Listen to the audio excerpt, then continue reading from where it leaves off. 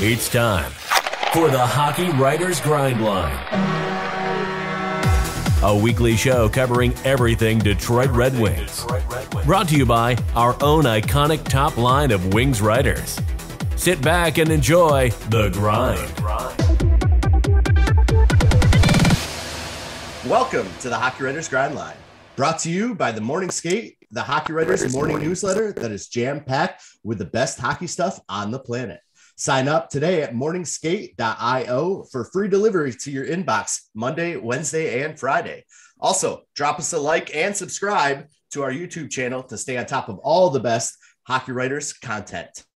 I'm your host, Kyle Knopp, and today I'm joined by my original Grind Line line mate, Devin Little, and our newest Grind Line member, Logan Horn. How are you today, gentlemen? Doing Happy good. Happy Friday, Yeah, Logan. happy Friday all around. Devin. Absolutely. Good to see you, Kyle, by the way. Good to see you. Good to see you too, Devin. It's been a few weeks. Took a couple weeks off vacation and picked the worst time to do it in the middle of the draft and free agency opening up. But here we are. Had to get it in. So happy to do that. So glad to be back. So, all right. Well, let's kick off today's show with our favorite segment, and that's one good, one bad. And I'm going to give my good and bad from the past week, or I guess 2 weeks or 3 weeks, because I haven't been here for a while. But my good is that development camp 3-on-3 tournament that we saw the other week in Detroit. I thought it was really well put together. They had 4 teams of players. A lot of guys came and participated in that, and there's quite a few names that impressed out there. And so I just thought that was very high energy, a lot of fun to watch. If you streamed it on YouTube, which I did while I was on vacation, and had a lot of fun watching that and just keeping an eye on some of those prospects. So I'm going to say overall, that's my good. But then to kind of microscope that, my bad was kind of Sebastian Cossa. I thought he kind of struggled in his time in that 3-on-3 tournament. And so I kind of got a little wary watching him. So that's going to be my good and my bad for the week. And Logan, you're our newest member of the Grind Line. So I'm going to bring it over to you first. What was your one good and one bad from the past week? All right. My good for the last 2 weeks or so is that the Red Wings have kind of signaled that the rebuild is over. I'm not saying that they're like ready to contend or they're guaranteed even to make the playoffs, but it's very clear with how free agency panned out that they're trying to take a serious step forward. And that is a great sign for people who like enjoying watching hockey and not just watching it and being sad. So that's a positive. The tank is no more. It's long gone now. They're moving on and moving up. So that's my good. My bad is for all of the poor Flames fans out there who've had just about the roughest 2 weeks you could imagine. Oh my gosh. Gaudreau was rough, but understandable. If you read his letter to Flames fans on the Players Tribune, it was his personal decision. It's nothing to do with hockey, really. It's just his life. So I think that more fans can respect that. But the Matthew Tkachuk situation is pretty rough. He's going to have an arbitration hearing, I think August 11th. Yep. And he has so much leverage over the Flames right now, which is pretty rough. So they have to find not only a team that's willing to take him, willing to pay up for him. But they have to find a team that's willing to pay up for him that he wants to go to. So it's kind of rough. It'll be interesting to see what they try to do there, if they're going for all futures or if they're going to try to stay strong and keep winning. But that's my bad for sure. Absolutely. And good call out for those Flames fans. If we have any that are watching, our sympathies. We have been through the rebuild the past few years as Red Wing fans, so we can understand that your pain going into a potential new rebuild as well. I do want to piggyback off your good real quick, Logan, there, talking about the rebuild being over. That could be a bad, though, seeing how next year's draft looks really heavy at the top. I was going to say. And we really could have I would not have been upset if that had been pushed back one more year. But honestly, it's good to see that Yzerman is obviously a competitive by nature type person.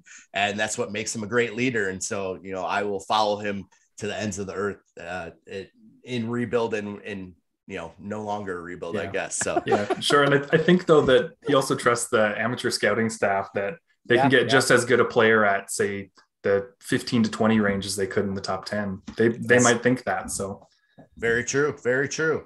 Absolutely. Great point, Logan. Over to you, Devin. What are your one good and one bad from, I guess, the past 2 weeks? Because we were both off last weekend. Yeah. We both had to take some time off. It's been a wild couple of weeks. All right. My one good, I'm going to kind of go off of what you were talking about with your one good, Kyle. I'm going to say the play of Marco Kasper at development camp. I think, Eiserman alluded to him having underrated skill when they drafted him. And I think you saw some of that underrated skill on display at development camp, especially in that 3-on-3 tournament type of deal they did. He looked like one of the best players at camp for them. And that's exactly what you're hoping for out of a guy that picked 8th overall. So good on Kasper, and looking forward to seeing more out of him, and stay tuned because we're going to talk a little bit more about him. My one bad, talking about Calgary Flames, I'm going to talk about the deal that just went down like an hour or two ago. The Columbus Blue Jackets giving up Oliver Bjorkstrand for a 3rd and a 4th round pick. Now that's because they signed Patrick Laine and they needed to clear up money. And when you're in a situation like that, you aren't going to get premium assets in return. But holy cow, did Seattle get a deal with that? Because Bjorkstrand's I would say one of the more underrated wingers in the NHL. Mm-hmm. So for them to add him along with Burakovsky, who they signed in free agency, look out for the Kraken, because wow, they actually might win some games next year. That's a great point. I honestly did not see that signing, so thank you for bringing that to my attention. But yeah, wow, what a steal for Seattle over there. And like you said, they are certainly shoring up that offense. So they should be a fun team, especially if they bring up Shane Wright and Matty Beniers this year. That could be a really, really fun squad to watch out west. All right. Well, we were just talking, Devin, I almost lost my train of thought when you were talking. I wanted to also call out another player that looked really good. And I think that's because he spent the last year in the AHL playing against men, but that was Donovan Sabrango. I thought he looked fantastic at the prospect camp. So I wanted to make sure that I gave him a little shout out on our 3-on-3. I know I follow his mom, and I think she might follow me back on Twitter. So hopefully she watches this show as well. So I wanted to give Sabrango a shout out because he looked really good. But all right, getting back on topic, Logan talked about the free agency period. So let's all talk about the free agency period. And the Red Wings have been quite active during the free agent market in the last week and a half. So let's break this down by position. Starting off, the forwards coming in, mainly Andrew Copp, David Perron, and Dominic Kubalik. Want to get your thoughts on how they will factor in for the Detroit Red Wings. And out of this forward group, who's your favorite signing? And I'll start with you, Devin. I'll start in the back half and say my favorite signing is David Perron. And part of the reason why he's my favorite signing is because he was not on my radar for the Red Wings at all. Like at all. So to see his name, as the insiders were saying, hearing this player to that team, Perron to Detroit, caught me off guard. But after I thought about it for longer than 5 minutes, I started to really, really, really, really like it. Perron's basically this coming year's team's version of Bobby Ryan. Yep. And I think this team needed a guy like that because he's now the oldest guy on the team. I'm fairly certain about that. Obviously won a cup with the Blues in 2019. He plays kind of a nasty game. He's one of those guys that you hate when you're playing against him, but you'd love to have him on your team. And he's low-key really productive too. I know, Logan, you just put out a piece today about what Perron brings to the table. And it could be low-key a 60-point guy for the Red Wings this year. He's 36 years old. That's rare for guys at that age group. So going to the other ones, Andrew Copp, love the versatility with what he could be starting next season and beyond, because they signed him to be the second line center. But I think as guys like Kasper and maybe even like Joe Veleno develop further, he can slide around the lineup and still be useful. And, he's not, if he's not the second line center, there's still plenty of ways for him to be useful in a productive member of the Red Wings. So love that signing, especially because he's a hometown kid. love the Michigan guys going to the Red Wings. And then last but not least, gotta love Dominic Kubalik. Going into the free agent market, Kubalik is the type of player I figured the Red Wings were going to target. Young, still has some upside, has shown in the past that he scored 30 goals in his rookie season. That's not easy to do. So if he can scratch the surface of that with the Red Wings for the next couple of years, that's going to be a real good signing, especially at $2.5 million for the cap hit. So all around, just all three of these guys, I think, fill different needs that the Red Wings needed to fill. And I think that just in general, the Red Wings forward group looks a lot better and a lot deeper heading into next season. Depth for sure. And I love your calling out of David Perron being this year's Bobby Ryan. I'll even one up you. He's this year's Bobby Ryan mixed with this year's Sam Gagner. So I feel like he kind of can play both those roles in one position. And then also what he can bring to the power play is just going to be phenomenal. Like you said, depth, but to have that power play and depth there is going to be huge. So love it.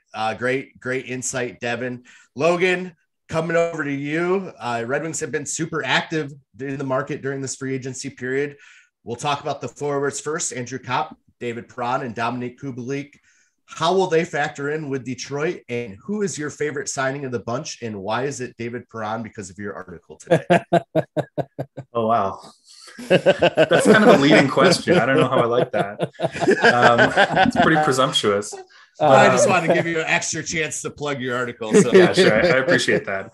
As you may know, I wrote an article about Perron, but no, actually. So I'm gonna say I think some of the biggest weaknesses in the Red Wings roster last year on their whole team was special teams. That's pretty uncontroversial to say. And all of these players all of these forwards will contribute in one way or another to special teams and seriously upgrade them.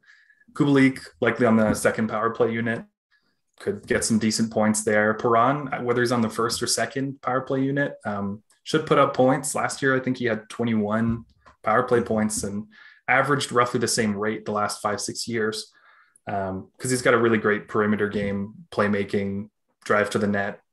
I don't know. He had that awesome Superman goal against Fleury in the playoffs where he just dove and swatted it in. He also is a really good Perron. Perron is a really good defensive winger. Yeah. He hasn't played on the penalty kill in St. Louis very much, where he's played most of his career.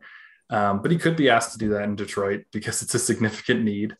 But we do know that Copp fills that role as well and is likely going to get some time there, as well as maybe a second power play. So I just see this as a huge boost, both to 5-on-5 depth for sure, but mainly to special teams. And obviously Perron is my favorite out of those. He's 34, so he's certainly aging, but the last 5 seasons, he's averaged a 70-point pace over 80, per 82 games, which is really quite good. In the last 2 years are even better than that. They've actually brought the average up a little bit. So he's figured it out later in his career. He's really good. But the thing is, his contract and Kubalik's are the sweet spot for me of 2 years. Mm-hmm. That means their contracts are off the books 2023-24 off season, which is the same time that they'll need to give serious money to Moritz Seider and Lucas Raymond. So I think that is a savvy choice there to add some depth, add some scoring, but while not compromising the future and their ability to pay their young stars. Fantastic call out. I think that probably right there with Kubalik and Perron are why they're two of my more favorite signings this offseason. Like you said, the money is going to be there for Raymond and Seider in 2 years, which is absolutely needs to be paid to those two guys moving forward. So for what it's worth, I think, both of you nailed it on the head. These guys are coming into play. They're going to be role players in terms of special teams mostly, but also to add that experience and that depth throughout the lineup. And I think all three of them are really huge signings, but to agree with Devin, I think Perron's probably my favorite in terms of just because it was so obscure and out of left field, it feels like, and he is such a good fit there that once you heard it, you're like, wow, yeah, that makes a lot of sense. So So I'll go with Perron as well, which looks like we have a clean sweep for the old St. Louis Blues forward. So excellent. I love it. All right, well, let's move over to the defense because we have three names we can talk about there. And Ben Chiarot, Ali Maatta, and Marco Pysyk, and want to talk about how they are going to factor in with the Detroit Red Wings, and then which of these three signings you like best. And Logan, let's start with you on the defense. All right. I mean, defense has obviously been a huge need. Steve Yzerman called it out at the end of the season. I don't know how I feel about a lot of these moves. I like Oli Maatta. I like him a lot. I like that signing. Cheap-ish, and it's a short deal. Defensive defenseman. He's definitely going to make them harder to play against, which has kind of been like a buzz phrase for Derek Lalonde ever since he got hired. Was that he wanted to be harder to play against, and Maatta will surely be a part of that. The Chiarot deal. Jury's still out. That's the nicest way I'll put it. Is I'm optimistic. I don't know. He played his best hockey paired up on the first pairing with Shea Weber in Montreal. Fell apart last year after he lost Weber. But who knows? Moritz Seider, new Shea Weber. Who knows? Like that actually doesn't sound like that far off. So who knows? It could work out. And this could be a brilliant signing that nobody ever expected. But it seems like the salary probably got hiked up a little from a bidding war of some kind because it was pretty early on for the first day of free agency. So I would have liked that to be a little lower, the salary and the term. But it's all right. I'll say Maatta's my favorite of the defensive signings, though. Excellent. Devin, over to you, talking about defensive signings in the free agency time period so far for the Detroit Red Wings. Ben Chiarot, Ali Maatta, and Marco Pysyk. How will they factor in with the Red Wings, and which of the three signings do you like best? Yeah, as enthusiastic and excited as I am about the forwards they signed, I am equally very just meh about the defensive sides. Not very excited, but also like I understand each of the signings. Like I at least know where they're coming from with it. I agree with Logan. I think Maatta's my favorite. The way I look at that deal, it's a 1-year deal. He'll help. It's almost like the Letty thing where like he's brought in, he's going to fill a role for 3/4 of the season. If they're not in a good spot for the playoffs, Yzerman basically bought a draft pick. He's going to ship them out and get a third or something. I'm okay with that, right? Maatta's not going to be here for 8 years. I highly doubt it. Pysyk, I think, is depth. Like I think he's basically filling Troy Stetcher's spot where he might play every other night, depending on how Gus Lindstrom fares and all the other stuff. He might. I'm pretty sure it's a 2-way deal too. So there's potential that he ends up in Grand Rapids anyways. So depth. That's what Pysyk is. Chiarot. I like Logan's thought of we'll see. I think at the very least, if he's playing on the top pair with Seider, that's a top pairing that's going to leave the opposition with a lot of bruises. And I think that's worth something, right? And also just the fact that if somebody's going to take liberties on Seider, there's somebody who's going to be playing next to him who's going to step in and tell him to think twice about it. That is not something you could say about Danny DeKeyser last year. Love you, Danny, but that's not the type of player he was. Chiarot's that kind of guy. I think I'll give it 2 years. It's probably going to be within the first year that people are calling Chiarot Jonathan Ericsson 2.0. That's my hot take. I don't think this deal is going to age well. I'll say it, but I get it. I understand why it had to be done and what purpose it serves. But I think the sooner Chiarot is playing not with Seider, I think the better off the Red Wings are, because that means that guys like Edvinsson, Johansson, Wallander, whoever else have climbed the ladder. Yeah, that's a great take on that signing as well. Is the further Chiarot falls, the better it is for the prospects. But again, that contract is going to linger and probably be a little sour in a lot of fans' mouths for a few years. And yeah, on the first day, I understand he's on the market. The market's opening. You got to throw money out there. And maybe they threw a little bit more than they wanted to. And with someone like John Klingberg out there, I know Detroit doesn't need a right-handed shot, but a big guy like Klingberg could have been fun to have in that place. But I think you're absolutely right in terms of comparing him to what we had with Seider. Chiarot is leaps and bounds better than Danny DeKeyser. So I do not mind that signing at all. We had the cap space, or the Red Wings had the cap space. Let him throw that money at him for this year. Maybe the term could have been a little lower, but whatever. You know, this has a chance of getting off the books in a few years and being only one of a minor blemish on Yzerman's free agency record so far. So not a have no problem with that. I don't want to say I'm a fan of that, but I don't have any problem with that signing right now. Ali Maatta, when that first was signed on, so I still have a little bit of a bad taste with Ali in my mouth from when I was with the Saginaw Spirit in the OHL, because he was really hyped up as an offensive defenseman coming out of the OHL, especially with the London Knights. And he never really developed into that. And I think Pittsburgh tried to utilize him as an offensive defenseman. But now that he has kind of found his role as a defensive defenseman, and you saw that with the Kings last year, I think he's become a much better player. And so when I look at him in that defensive light, I think this is a great signing. Like you said, Devin, 1 year, Nick Leddy type deal at 3/4 of the year. If it's not going well, ship him out, get a draft pick. But I think as a defensive defenseman on this very team-friendly deal, I love this pickup. I just have to get over the fact that people still think he might be an offensive powerhouse. And maybe that's just kind of in my own head right now. But and then again, yeah, Pysyk, I'm not sure. But yeah, he's going to be a defensive, a depth piece in that defense, and really kind of there to just challenge some of the guys that are in that 6, 7, 8 role, and really challenge them to be their best day in and day out. So I think that's a huge pickup as well. So for this reason, I'll go. I like the Chiarot signing right now. But in 1 year, we'll come back and say, all right, was the Chiarot where he is that still good? Or did we like the Maatta going at the deadline for a second and a third, or something? So on that note, real quick, I just want to throw out, I'd like to think that Yzerman saw what the Florida Panthers traded to acquire Chiarot at the deadline. And he was like, all right, I want to get a piece of that. And that's why he signed him. But obviously a 4-year deal, you have to wait on that kind of deal. Yeah, absolutely. So we will see how that goes, but maybe in 2 years, 3 years, that is a trade deadline type piece. So it's, you never know. You never know. All right.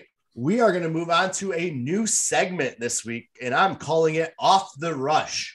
And what this segment is a max of 2 sentences to answer the following questions. So I'm going to give our panelists, Devin and Logan, these 2 questions, and they are going to have to answer in a max of 2 sentences. So here we go. Devin, starting with you, 2-sentence max. Out of the newly signed Red Wings, who will produce the most points? David Perron will, and I think he'll produce 55 to 60 points. David Perron, 55 to 60 points. Excellent. Logan, over to you. Out of the newly signed Red Wings, who will produce the most points? I also think it's Perron. He's going to get the most time on the first power play. Yeah. All right. I'll go also Perron. I think you're both right. He's going to put up around 60 points, and it will probably be a lot of power play points as well. So we'll go Perron, but I'm going to say Kubalik's going to be kind of close. So I'm going to say he's going to be in the hunt with pushing Copp for that point mark for the rest of our newly signed wings. So I think that was 2 sentences. All right. Question number 2. Devin, if nothing else changes, are the Red Wings good enough to make the playoffs this coming season? No, and it's because of the strength of the Eastern Conference as a whole. Yeah, I can't say more than that. Logan, if nothing else changes, are the Detroit Red Wings good enough to make the playoffs this coming season? I'll say yes, but it's close because of goaltending. As Devin said, 99 points last year, you would have missed the playoffs in the East. So they're going to need someone to fall off hard. but anything's possible. Period. All right. Lots of commas. Lots of commas in there. A lot of commas, couple of ands in there. Yeah. All right. If nothing else changes, are the Red Wings good enough to make the playoffs this coming season? Yes, they are. But they will not make the playoffs. All right. Those are my 2 sentences. All right. We're going to take a breath and reset this show. This is The Grind Line. I'm your host, Kyle Knopp, and I'm here with my teammates, Devin Little and Logan Horn, and we are talking Red Wings hockey. Before we get back into it, we wanted to remind you to sign up for the Morning Skate, a morning newsletter delivered to your email inbox Monday, Wednesday, and Friday, jam-packed with the best hockey stuff on the planet. It's a daily dose of the latest NHL news, rumors, history, funnies, quizzes, and more. Just a little hockey fun and information delivered to you for free from the hockey writers. Sign up today at morningskate.io. And remember, it goes to your email, so it will follow you whether you are moving or not. All right. As we get back into it, let's talk Marco Kasper. He is heading to Rögle in the SHL next season. Is this the right move for his development? And Devin, as one of our frequent guests on Prospect Corners here at the Hockey Writers, let's start with you talking development. Marco Kasper, is the SHL the right move? I'm going to say yes. And the reason why is because theoretically he has a clear-cut path to, steady top 6 time. A big reason why that they were high on him when they drafted him was because he held down a spot as an 18-year-old. Now, it wasn't like a glamorous, top line spot, but he's already earned, you look back on Lucas Raymond's rookie year, he missed a couple games. He was scratched a couple games and he didn't produce a ton in his rookie year. Kasper, obviously he didn't produce a ton, but you rarely do produce a ton in that league, but he played a lot of games. He held down a spot. So I think he's already kind of established himself as like a legitimate SHL player. So I think if he's not a top line player, he's a second line player in the SHL. And I don't think that's the case if he stays in Detroit. Now, the caveat to all of this is that I think he might be good enough to play in the AHL next season. And I think that is something that I would have maybe tried to talk him into a little bit more. But he was already kind of set on going back to the SHL. The Red Wings have they're pretty confident in the way the SHL handles their prospects and youth. So I'm not too upset about him going back over to Sweden, knowing he's in good hands over there. But yeah, I the only little bugaboo is that I think he might be good enough for the AHL. And selfishly, here in Grand Rapids, I would have loved to have seen him play. You were just hoping you could billet him this season. I mean, I would host on the show. Yeah. Oh, I would have put my application in. That's for sure. All right. Good points, though, Devin. I think we've all seen the development that the Red Wings have taken from the SHL in the last couple of years. So I don't think fans need to look into this as any knock on Kasper or his talent or where he is in terms of being NHL ready so far this season. I think you're absolutely right. This is the SHL. It's a men's league, and he's going to be an 18-year-old, and he's going to get some ample time playing against men at that league. So I think you're absolutely right. This is a good move. But let's get Logan's take on this. Logan, Marco Kasper is heading to Rögle in the SHL next season. Is this the right move for his development? I think so. He's 18 years old. He's barely 18. I know it's not home, but Sweden is a lot closer to home for him. He's just a kid still. He's super mature for his age, but I can imagine that would be beneficial for someone that age. He's still young. He's got plenty of time to develop, plenty of time left to play in the NHL. On what you said, Devin, I honestly think he's one of the more NHL ready prospects from this draft. I agree. I almost like Niels Höglander from Vancouver Canucks. He jumped from the SHL right to the NHL. Didn't put up crazy points or anything, and I wouldn't expect Kasper to if he somehow made the jump this year. But his skating would fit in, his effort level would fit in.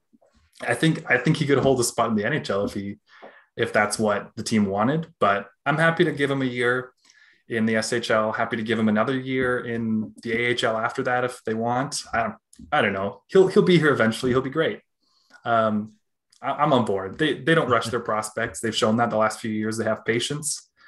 We've been rebuilding. They've been rebuilding, and even though we're coming out of that now, they have Copp in the 2C spot, so they don't need Kasper to fill that in 1 year's time. So I think this is the right choice. I'm happy with it. I absolutely agree. I think this is a great choice in terms of his development. And heading into the draft, I was one of those voices that continually said that the Red Wings needed to get an NHL ready body from this draft. And I think they did that in Kasper. I absolutely think they did that in Kasper. But that doesn't mean you have to rush him to the NHL. And I think one more season in the SHL is going to be great. Like you said, 18-year-old playing against men, closer to home. He's in a place that he's more comfortable with. Let him be there. Let him develop. We saw Lucas Raymond play in 34 games in the SHL last year, only put up 18 points. And then he came over 1 year after his draft and put up 57 points in 82 games in the NHL. So, if this is any indication of what we can expect from Kasper, by all means, bring it on. All right. Now some big free agent news. No, this is old. Free agent? Matthew Tkachuk. Matthew Tkachuk is still on the board. And with 104 points last year, 42 goals and 62 assists, being on the trade market, it begs us to ask the question, should the Red Wings put together a package to acquire him? And if so, what does that package look like? And Logan, let's come to you first. I think I'm doing this enough going back and forth evenly. What are your thoughts on whether the Red Wings should put together a package for Matthew Tkachuk? And if so, what does that package look like? Sure. I think if there's a player who scores 100 points and goes on the market, you got to at least try. Yeah. If it's a complete shock, like when, what's his name? On the Sabres. He came to the Sabres and he scored 40 goals just a couple of years ago. Came from the Hurricanes. How did I forget his name? Skinner. Jeff Skinner. Jeff Skinner. Thank you, Devin. If it's like that and he scores maybe 30 goals at one point in his career, but he just scores 40 all of a sudden, then maybe don't pay him $9 million like the Sabres did. But this is Matthew Tkachuk. He was drafted 6th overall. He's had a bunch of really great seasons leading up to this. Seems like more of a breakout than just a random spike in the middle of his career. I would be in. The Flames are in a terrible spot for a rebuild. Yep. Like they're too good to rebuild. So unless they burn it to the ground, like the Blackhawks have been doing, that's not happening. So I think they want players in return in a trade package. A little more centered around players than picks. They're not going to try to get like 2 first-rounders or something like the Blackhawks got for Brandon Hagel or something like that. So I've been thinking one of Bertuzzi, Vrana. Bertuzzi's value is higher, but if border issues mean he's not going to be able to play there and regulations stay the way they are, then he's obviously not going to be traded. I think Zadina could be in the trade because he's someone who could plug into the roster and certainly has upside still. Love to see him under the new coaching staff, give him a few more years here. I'd love to see what he can do, but I could see that being a part of the trade. One of the top defensive prospects in the pool that's not named Simon Edvinsson, Wallander, Johansson, and a first-round pick probably has to be 2023 because we've talked about how valuable that is. But I'd like 2024, something like that. It's going to cost a lot, but you're getting a 100-point player. Not necessarily going to get that every year, but to get really excellent players, you have to pay up. So if they want him, it's going to be something close to that at least. Would you do it if there was a package that Calgary said we will pull the trigger? Would you do it, Steve Yzerman? Logan, if it's Bertuzzi, Zadina, say Johansson, and the 23 first, I think I'd say yes. Okay, it'd be a tough choice. Yeah. Oh, absolutely. I think, like you said, no matter what is included in that package, it's going to be likely some prospects and likely some big name players from this team. So you're absolutely right. There's going to be some tough decisions, but I would be interested in potentially moving that package as well. All right, Devin, over to you. Matthew Tkachuk, 104 points this past season, 42 goals, 62 assists, is on the trade market. Should the Detroit Red Wings put together a package to acquire him in a trade? And if so, what does that trade package look like? Well, I think the trade package is more or less what Logan talked about. I think you can maybe swap out a piece here and put another one there, so on and so forth. But I think that's more or less the framework you're working with. They're going to want a lot. You don't trade Matthew Tkachuk for nothing, even in the situation they're in. And especially considering there's at least a dozen teams that have to be at least trying to get him. You're in a bidding war. So no matter what the package ends up being, it's going to be a package that makes the team that trades for him uncomfortable because you've got to pay big to get a player like Matthew Tkachuk. Now, should the Red Wings go after him? Absolutely. Not only is he a 100-point player, he's a hockey player. That's what I like to call players like Matthew Tkachuk, because yes, he can put up points, he can play make, he can do all those things, but he can also get under players' skin. He's not afraid to throw his body around. He will make life a living hell for his opposition. He's the quintessential hockey player that when people who are like casual fans think of a hockey player, they're thinking of Matthew Tkachuk. He's a top 20 winger in the NHL right now. You could argue he's a top 20 player in general in the NHL right now. And when those players become available, you have, like Logan said, you have to at least try. If the price becomes so high that you just can't do it, you move on. You can find another Matthew Tkachuk somewhere. But if it's within reason and you can pull the trigger and, do it, because like I said, there aren't many Matthew Tkachuks out there. And one last thought, I think if the Red Wings do pull this off, and I do think they're a team that is in position to do it, there's not many teams who could do this. I think the Red Wings are one of them. Yep. I think no question the goal for next season is the playoffs. It's not win more games and look better and have better defense. It's make the playoffs. That is what you get Matthew Tkachuk for. So I would love to see Matthew Tkachuk wear the winged wheel. Absolutely. I think he's the type of player that you can build around for the foreseeable future. Make sure the cost isn't too high, and then go make a run for the playoffs, because that's what you acquire him for. Absolutely. And I have to agree with both of you, Devin and Logan. Fantastic points, but also, like you said, Devin, you can find another Matthew Tkachuk, but you can't find a Matthew Tkachuk on the Wings currently. There's not a player like that. And so to have an opportunity to go and get a player like Matthew Tkachuk, you absolutely have to at least kick the tires on him. And so, like you said, you feel it out, you see what they're offering. If it gets to be too high, then you don't pull the trigger and you circle back and find the next wave of stars coming through. But not many times is a 100-point player that is probably going to put up 100 points again soon again in his career comes to the market. And if the Red Wings could put together some sort of package of Bertuzzi, Zadina, Hronek, and maybe a first round in 2023 or 2024, I say absolutely you take it. And if your goal is to make the playoffs in 2023-24, then that first round pick really isn't that big to give up. I mean, you're talking a 16 to 32 range. So it's really not that bad to give up that pick in 2023. Obviously, I'd love to see them keep 2023 and give up the 2024, especially since they have 2 first rounds right now. But the 2023 is going to be much more of a sweetener. And then the cherry on top, if you get Matthew Tkachuk, we're getting Brady Tkachuk in the playoffs. So come on, man. That's something you got to take in consideration as well. So you're getting both Tkachuk boys and you're getting Wally in the stands. So I don't see that being a problem at all. I say if the Red Wings can get him, let's get Matthew Tkachuk. Look at that. It's a turnover, and we are back on the rush. All right, true or false? Kasper will record 30 or more points in the SHL this season. Devin, 2 sentences or less. Actually, this one's just true or false.